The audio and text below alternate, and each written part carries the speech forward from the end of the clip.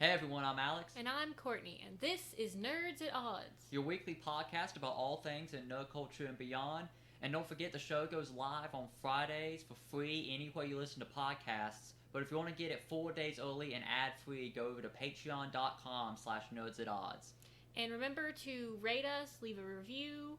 It helps us know if we're doing things right or not, and if you like the show.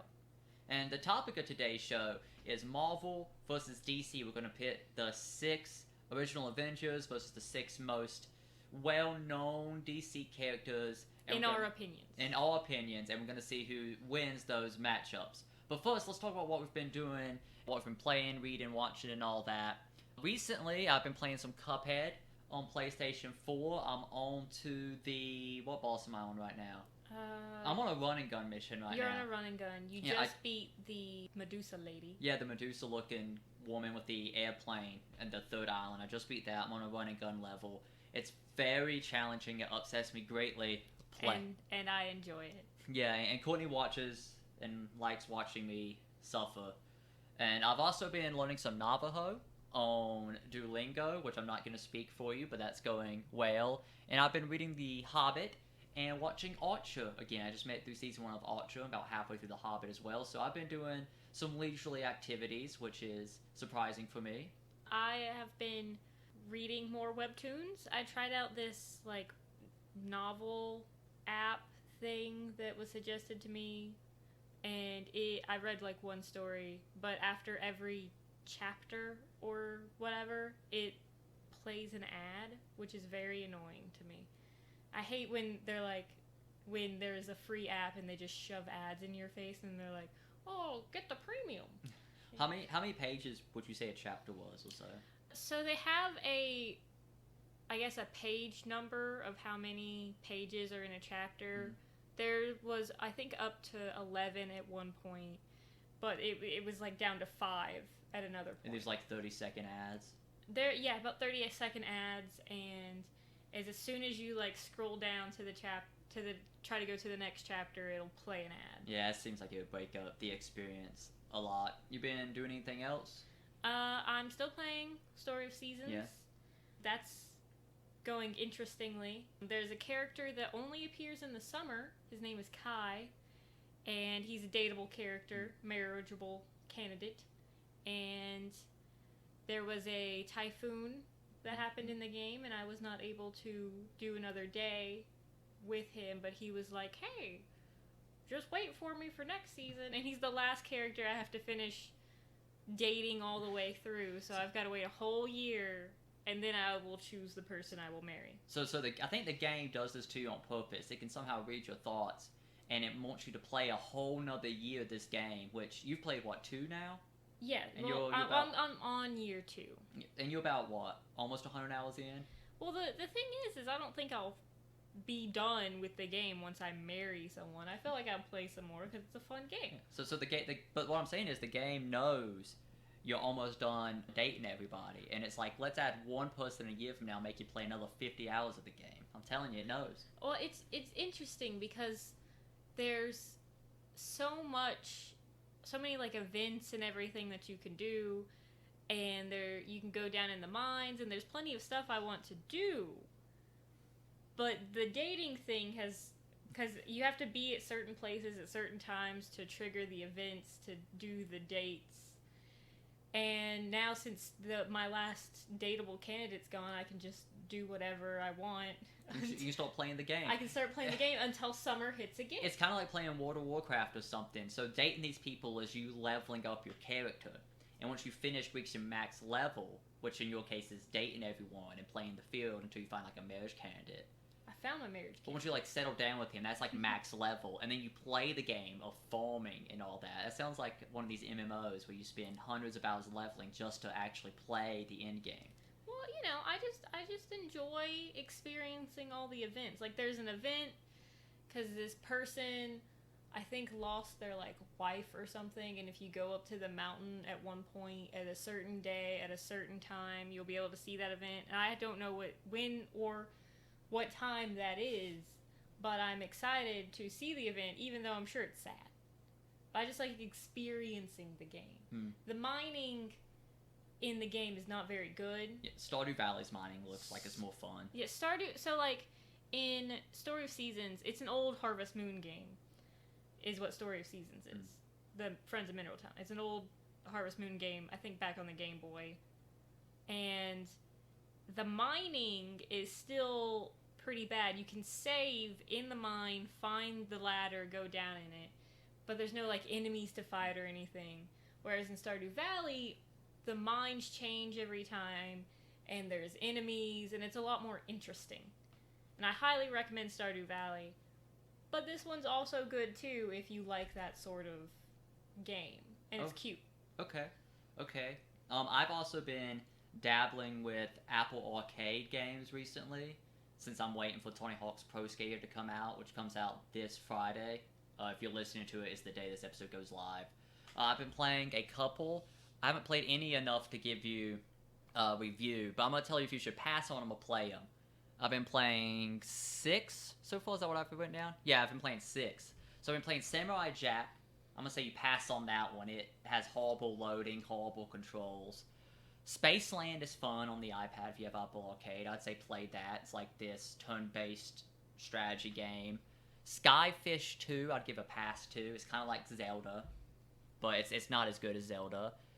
Cat Quest 2, I'd say play. Kings League 2, play. And Oceanhorn 2, play. So if you have Apple Arcade, I'd suggest checking those out. That's what I've been doing, video game-wise, to try and mix up the conversations. Yeah. And we've been doing some things together. We've been watching some more Gravity Falls and Disney animated films. And the two things that I wanted us to talk about a little bit here in the beginning is, first, the High Score documentary on Netflix. What did you think about that? I really enjoyed it. It's interesting to see.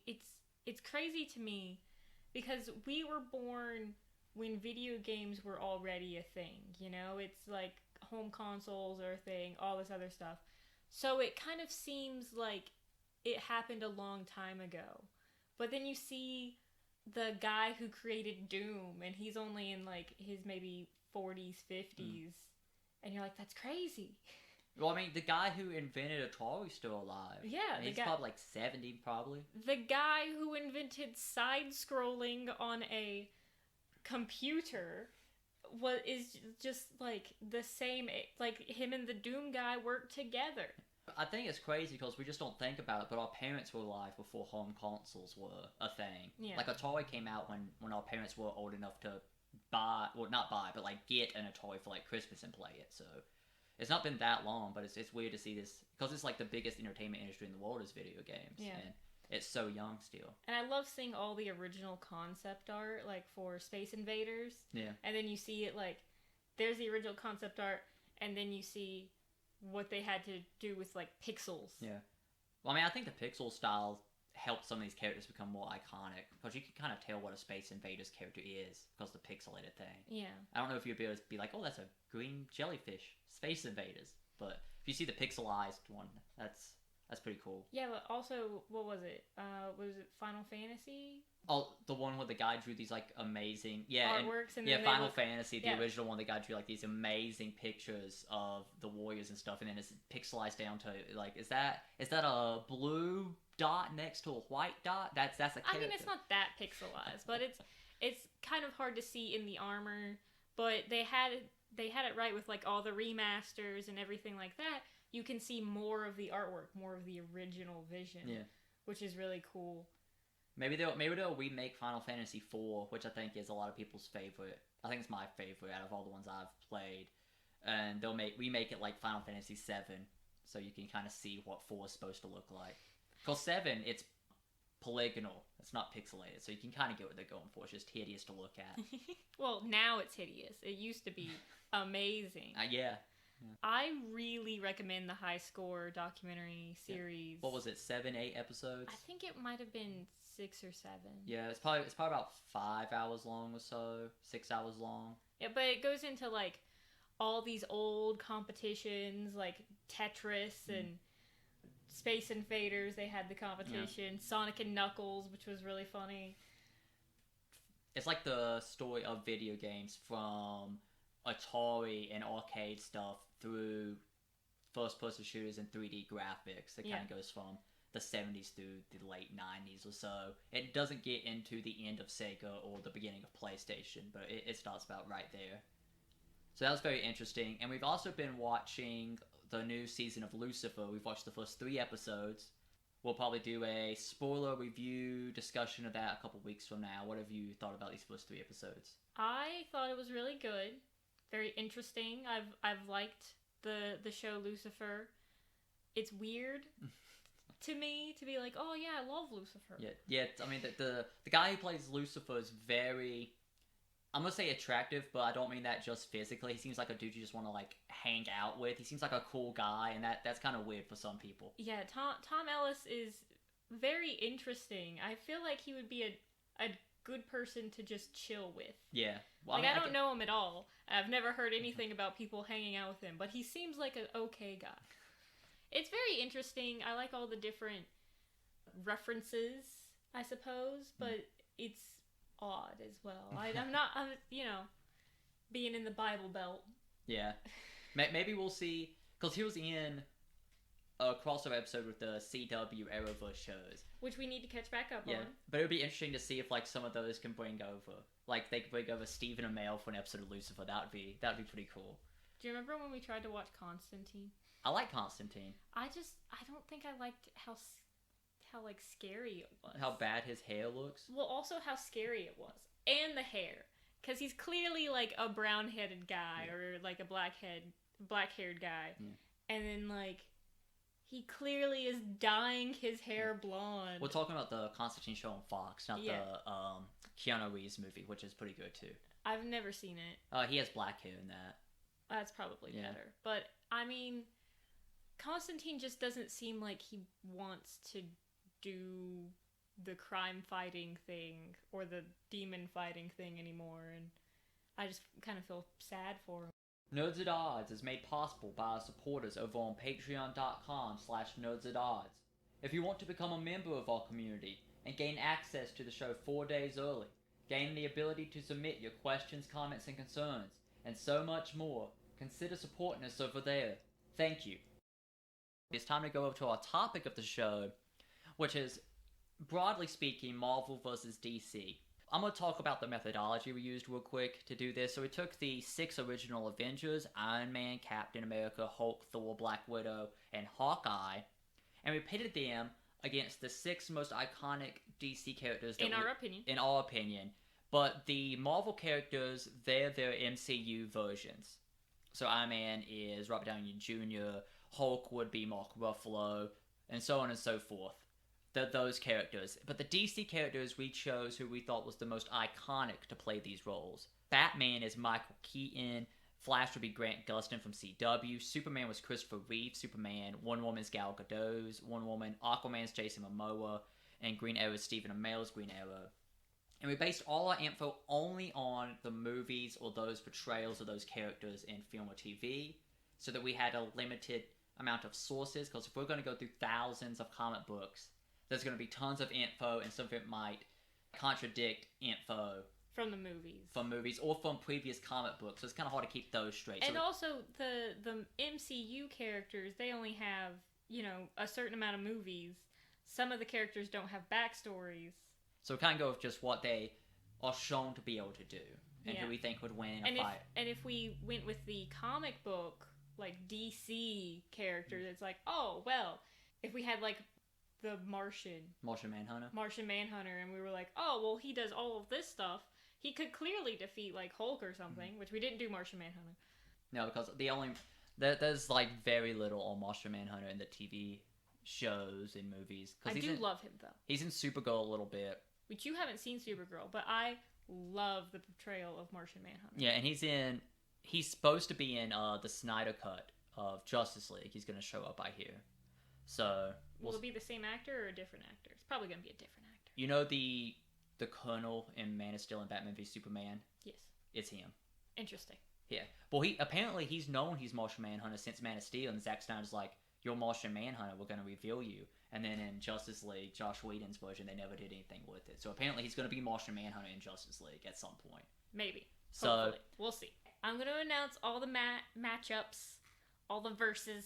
So first we have Iron Man versus Batman, Playboy versus Playboy. Yeah. Then we have Captain America versus Flash. We've got Hulk versus Superman. Thor versus Wonder Woman. Black Widow versus Aquaman. And Hawkeye versus Green Arrow, which seemed like the most appropriate one to do. Yeah, I think all of these you can kind of see where we're going, except Captain America versus Flash. We kind of went with that one because Captain America, you could argue, is like a metahuman, and we had no one to kind of fight the Flash, so we kind of put those together. And Black Widow versus Aquaman, they were the two we didn't have matchups for, so that's why they're fighting each other. Which I think it would go very clearly one way. Well, let's start off the top. Iron Man versus Batman. Who do you got and why? I think that Batman would win. Batman has martial arts training. I don't know if it's with the Michael Keaton version, but was trained by Ra's al Ghul. It's been a while since I've seen those movies. He probably has some sort of device or something that would completely disable Tony Stark's suit. Since Iron Man relies more on his tech, where Batman relies on skill and intelligence, I think it would be a very clear win for Batman. I would have to agree that I would pick Batman over Iron Man in this scenario. No matter what the death battle shows that we watched on YouTube. It was a DBX. Yeah, no matter what it shows, I think it's obvious that Batman could beat Iron Man, because Batman can beat anyone in the Justice League. He can beat Superman, he can beat Wonder Woman. He has a strategy to beat these people. Iron Man's just a dude in a suit. He's not like a superhuman person. All Batman has to do is disable the suit, and then he's just fighting some normal dude. Yeah, who I don't think he has any like martial arts training. No, not in the Robert Downey Jr. one. He Yeah. doesn't. And Batman would just beat him to a pulp once he disables his suit. Yeah. And Batman obviously can. It's just like, an electrical surge and it's over. So Batman's dealt with tougher and won. Okay, so Captain America versus Flash. Who do you got? I have the Flash on this one. Captain America's super strong, and he is fast for a human, but I don't know if he can catch the Flash. So I feel like the Flash, and with his other powers, he can like throw lightning bolts, and he can run in time and stuff. So I think Flash, his superpowers give him the edge on this one. Well, not only that, but the Flash takes down metahumans, at least in the show, on like a weekly basis. And some of these metahumans could be comparable to Captain America in strength and some things. Maybe, but there's like some that's just like completely crazy and insane, and Barry Allen's able to just take him out. Yeah. And he can probably literally run circles around Captain America. I mean, he could probably run in a circle around him, create a vacuum, and suffocate him. That's one way we could see this going. But I also don't see Flash killing him, so I think he'd just like disable him, and then they'd. I don't think Batman would kill Iron Man either. So I don't think Flash or Captain America would kill each other in a fight. Batman doesn't kill. Yeah, Batman doesn't kill. Unless you're Ben Affleck's Batman, which, I mean, I enjoy, I like that scene where he, like, punches the dude, stabs him, comes back, looks him in the eyes, and stabs him again. That's kind of dark, but, it's a different take. Yeah. Next up, we have Hulk versus Superman. I feel like this one's kind of contentious between the two of us. Who do you have? I have the Hulk, which some people might be like, what do you mean, the Hulk, blah. But, I mean, he gets stronger when he's angrier. Superman has tons of powers, but Hulk is basically indestructible when he's Hulk. I mean, if Christopher Reeve's Superman could calm down the Hulk, like talk to him, get him to change back into Bruce Banner, maybe they would be, like, it could work out. But I feel like Superman trying to calm down the Hulk would make him more angry. It's just a matter of Christopher Reeve's Superman has the like, I'm not talking about Kryptonite, I'm talking about Lois Lane. That's his weakness. You think the Hulk's gonna be Hulk has no weakness. Well, when Hulk is in his Hulk form, he's not himself. So you're giving us how Superman can't beat Hulk, but how does Hulk beat Superman? Well, I mean, Superman can get beat. We've seen him get beat up before. I mean, Doomsday does kill him, I guess. Well, that's not Christopher Reeve's Superman. Oh yeah, I guess well. that's comic book. Also, Christopher Reeve's Superman can apparently go back in time, but that's not how the world works. So I'm gonna say that he can't do that because that's not how time travel would actually work. it's just, I don't, like, I've watched all the Christopher Reeve Superman movies, but I just don't think, I think he can get beat up. And we don't get the shot of, like, which Superman movie was it when he gets shot in the eye and you see the bullet, like, deflect? That might be Return of Superman with the guy who plays Adam as Superman. I haven't seen that one either. I remember seeing that one. But you don't get that shot. So here's my argument for why Superman would win this fight. Okay? Mm-hmm. All he has to do is knock Hulk out. Right? Yes. And Hulk gets beat by Thor in Thor Ragnarok in that arena. And I feel like Superman could beat Thor, so obviously Superman could take Hulk. I don't think Hulk was angry enough at that point, though. That's the point. Like, what means? Well, Hulk... he was probably like, oh, it's Thor. But Hulk was also like, Hulk's. You're assuming that Superman, it's gonna take Superman long enough to beat Hulk that Hulk gets angry enough to beat Superman.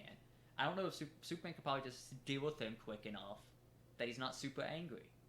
Would be my suggestion. I mean, Thor beats Hulk, and he's not as strong as Superman. I think given time, if Superman can't knock him out easily, given time, Hulk will win. If he's able to quickly defeat, if Superman's able to quickly take care of Hulk, then Superman wins. But if it takes too long, Hulk will win. We'd have to discuss if we think Superman's heat vision can penetrate Hulk's skin, or if Superman's frost breath can freeze Hulk in place. Well, don't we see Hulk coming in from, like, stratosphere or something and, like, landing? Like, heat doesn't seem to be a problem. Yeah. And the impact doesn't, like, destroy him. To your point, and I'm gonna help you out a bit, I suppose. You remember his glove when he, like, snaps in Endgame? Yes. And it doesn't kill him. It does not kill him, no. So maybe he could survive a Superman-esque power. Did he complete the snap? I don't remember. I don't think he completes the snap fully, but it doesn't, like, destroy him to attempt, you know? Yeah. So I don't know. He might be able to survive Superman's power. I just feel like Superman's strong enough and durable enough to be able to knock the Hulk out before Hulk could kill him. You know? Perhaps. So there's that one. You can comment and let us know who you think would win that. Next we have Thor versus Wonder Woman. Who do you have for this one? I think Wonder Woman would win. I think she is super strong, super smart. She's basically indestructible, well, with her gauntlets and stuff. Yeah. Because apparently she's weak to piercing weapons. Yes. So I don't know if we see that in the movies. I mean, Thor has an axe, but I don't know. Is that considered a piercing weapon? No, an axe is a slashing weapon, not a piercing weapon. Or a cleaving weapon? Yeah, you can't stab someone with an axe. Really. You can cleave someone with an axe. Yeah, but she's not weak to cleaves. She's not weak to cleaves. No. I think she's way smarter than Thor. I think she might be stronger than Thor. Probably. Technically, Thor is a god, but not in the MCU. Yeah, in the MCU, he's just like this alien from another realm. Yeah. Where in the DCEU, Wonder Woman is a god. She's a demigod. She's Zeus's daughter, so... According to Ares. But Wonder Woman does beat Ares, an actual god. Yes. And she beats up Doomsday pretty well in Batman v Superman. Yes. So I don't know if Thor would stand a chance in this one, seeing as the people she's beat already, plus her own strength, so... Yeah, I think we should give this one to Wonder Woman. Next we have Black Widow versus Aquaman. I think this one's the oddest one we have, and we also disagree on this. So who do you have for winning? I think Aquaman would win. How do you see Aquaman killing Black Widow? I don't know about killing. I don't know if any of these people would kill the other person. Maybe Batman. So far, I don't think any of these people would kill the other person. Black Widow and Aquaman might be a change for that, though. Well, I mean, Black Widow is a spy assassin. Yeah. But Aquaman has superhuman strength. He's got superhuman speed. He is also basically indestructible with his, like, fancy little suit on. he has the power to talk to creatures and control them. Mhm. Like when in the Aquaman movie, he can control that big like sea monster thing that just utterly destroys the other side. And if like he can get that monster, I think it can swim through lava, and it can break the Earth's crust.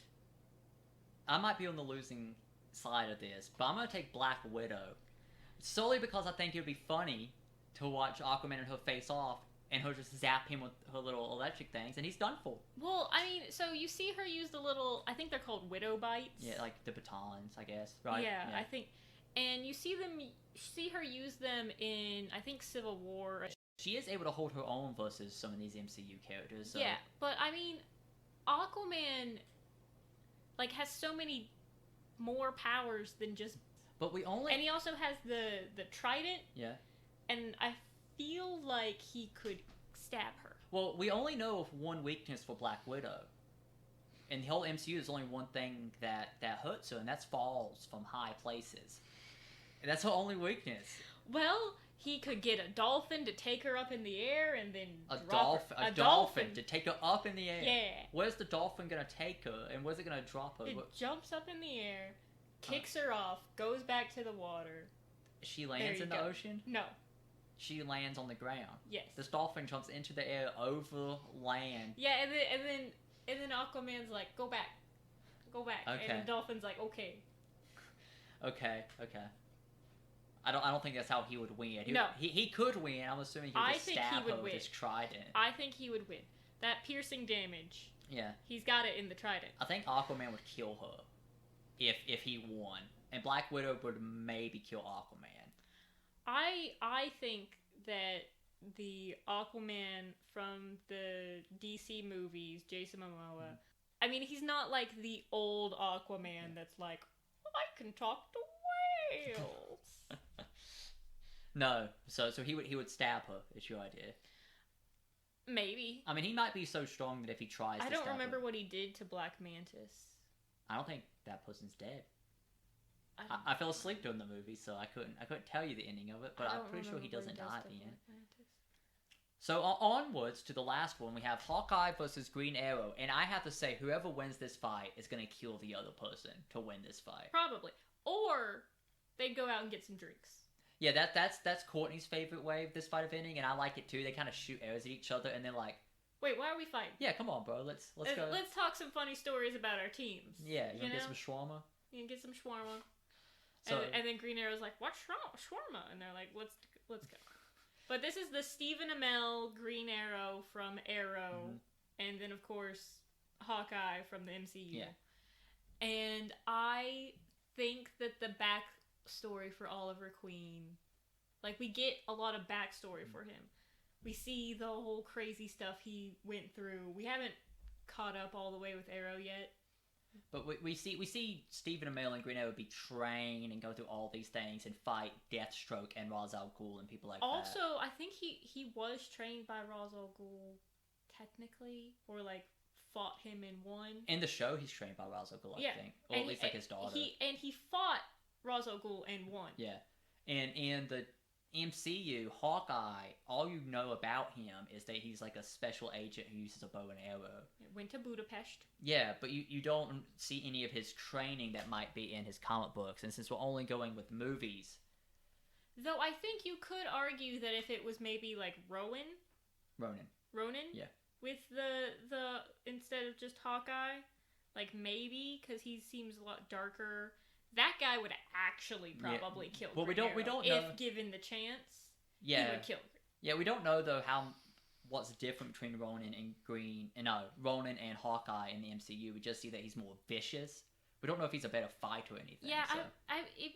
We really need to know why they chose Hawkeye. Like, what makes Hawkeye so great? Clearly, he's a great marksman. Yeah, and he's able to hold his own in these fights. Yeah, at least crazy fights. At least in the MCU, Black Widow is introduced in a way that you kind of get what she is. She's undercover as a spy at Tony Stark's house, right? Yeah.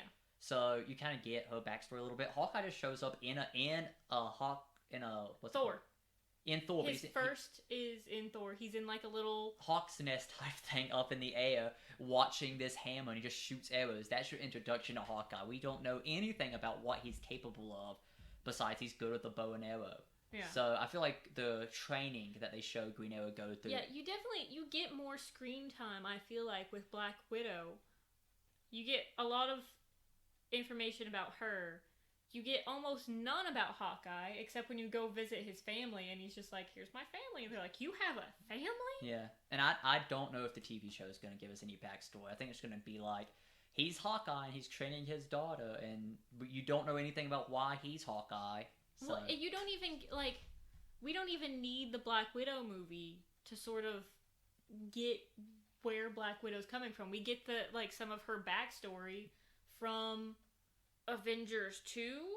The one where she talks about being like this Russian ballet secret spy thing and has the she can't have kids, hysterectomy or whatever she has. Yes. Yeah. So you get some of that backstory. But you get nothing for Hawkeye, basically. And I think that's what hurts him in this scenario when we're going off movie info alone. And I also think like he would be he's Deathstroke-esque, but he doesn't have Mirakuru like Deathstroke in Arrow. Yeah. And Oliver Queen beats and Mirakuru up Deathstroke in Arrow. Yes. So you could obviously take normal person Hawkeye.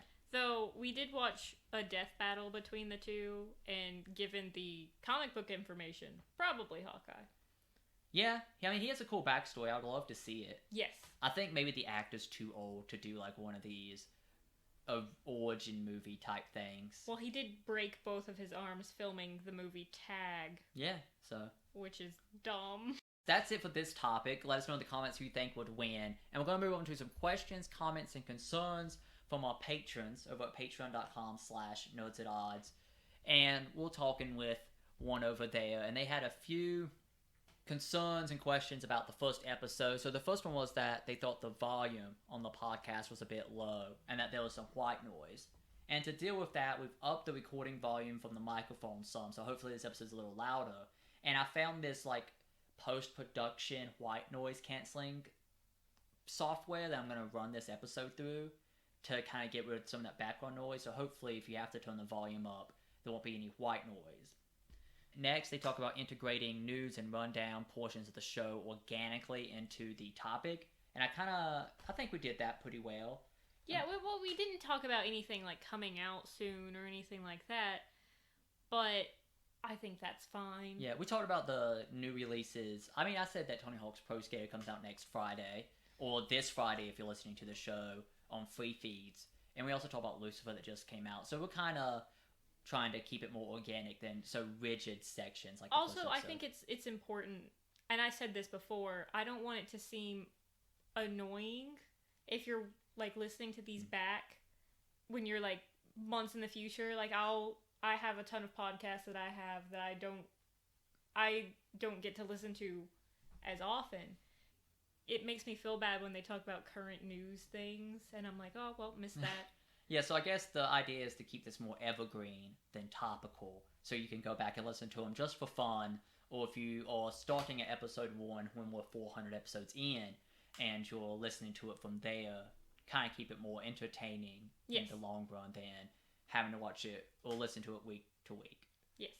And lastly, we added access to the Heroes Lounge Discord to all patrons, so you can get in there and talk with our community members, regardless of what level you're at now. So that interests you, go over and check that out. And I hope that would help our community come together and bring some conversation around the show. Well, how can they get on our Discord?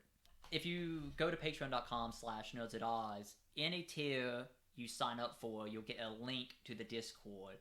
And the link will add you to the private Discord Heroes Lounge server. And it'll also give you a identifier for what level you're at, which is the color of your name right now. I'm working on putting up maybe some imagery next to your name or an icon or something, but right now you're color coded.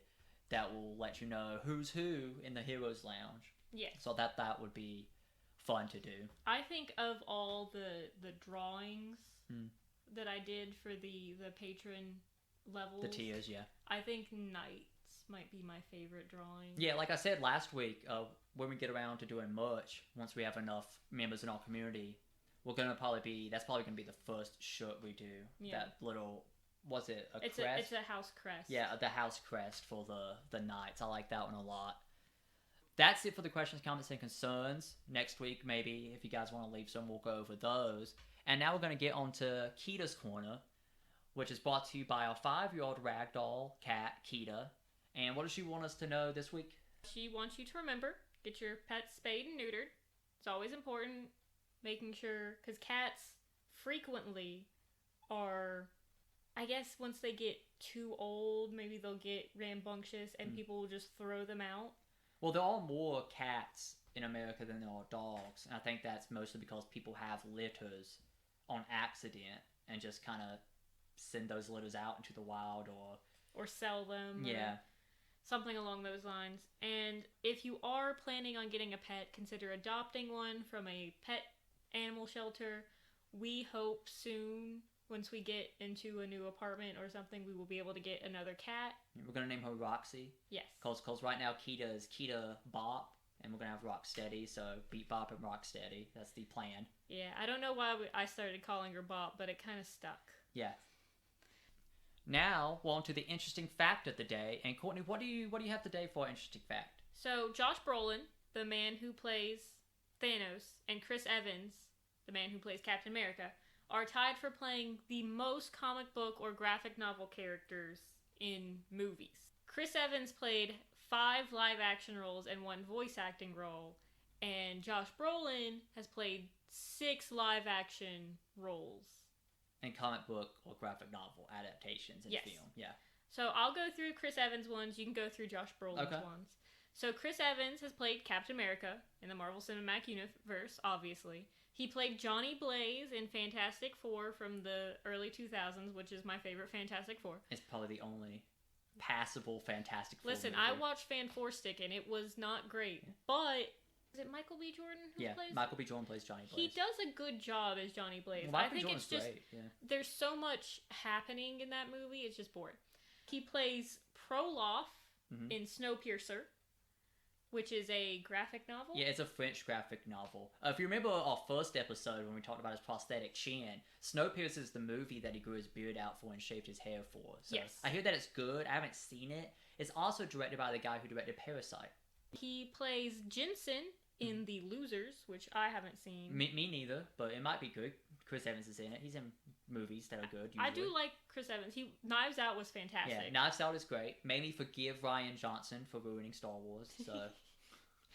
And he also voiced Casey Jones in the animated Teenage Mutant Ninja Turtles movie. Yeah, I think the one that came out like 10 years or so ago. Yeah, so. which I don't think I watched. No. I really like the Casey Jones in the 90s Teenage Mutant Ninja Turtles movie. Mm-hmm. That will always be my Casey Jones. And I'll stand by that those Teenage Mutant Ninja Turtles movies from the 90s are good movies. They are fun movies, and I remember them fondly, but they're probably also trash.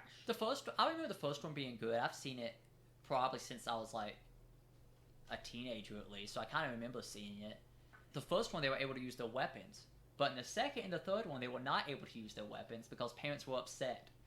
Well, so, it's like I think in England they had to change the word ninja to something else. They changed it from ninja to hero, yeah. And then they changed one of the